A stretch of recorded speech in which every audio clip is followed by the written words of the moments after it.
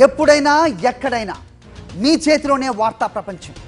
మీ మొబైల్లో, మీ కంప్యూటర్లో, మీ టీవీలో సాక్షి టీవీ డిజిటల్ ప్రసారాల కోసం లాగిన్ అవ్వండి www.youtube.com/sakshi-tv.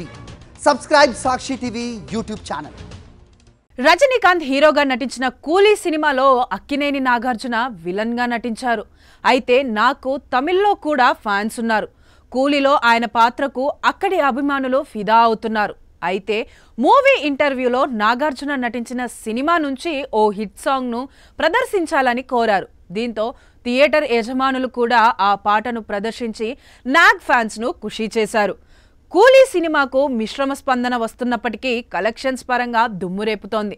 ఇప్పటి వరకు ఏకంగా సుమారు 350 కోట్ల గ్రాస్ కలెక్షన్స్ రాబట్టినట్లు తెలుస్తోంది. అయితే కన్యాకుమారి, తమిళనాడులోని కొన్ని ప్రాంతాల్లో కూలీ ఆడుతున్న థియేటర్స్లలో నాగార్జున నటించిన రక్షకుడు సినిమా పాటను బిగ్ స్క్రీన్ పై టెలికాస్ట్ చేయాలని డిమాండ్ చేశారు. 1997లో విడుదలైన రాక్షసుడు నుంచి సోనియా సోనియా సాంగ్ ను ఫ్యాన్స్ కోరారు. దీంతో ఇంటర్వెల్ సమయంలో ఆ పాటను థియేటర్ యాజమాన్యం ప్రదర్శించింది.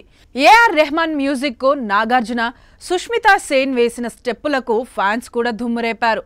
లోకేష్ కనకరాజ్ తెరకెక్కించిన కూలీ ప్రపంచవ్యాప్తంగా తాజాగా విడుదలై బాక్సాఫీస్ వద్ద కలెక్షన్ల వర్షం కురిపిస్తుంది. ముఖ్యంగా ఈ భారీ యాక్షన్ థ్రిల్లర్ తమిళనాడులో సత్తా చాటుతోంది. మొదటి రోజు ఏకంగా 151 కోట్ల గ్రాస్ రాబట్టి రికార్డ్ క్రియేట్ చేసింది.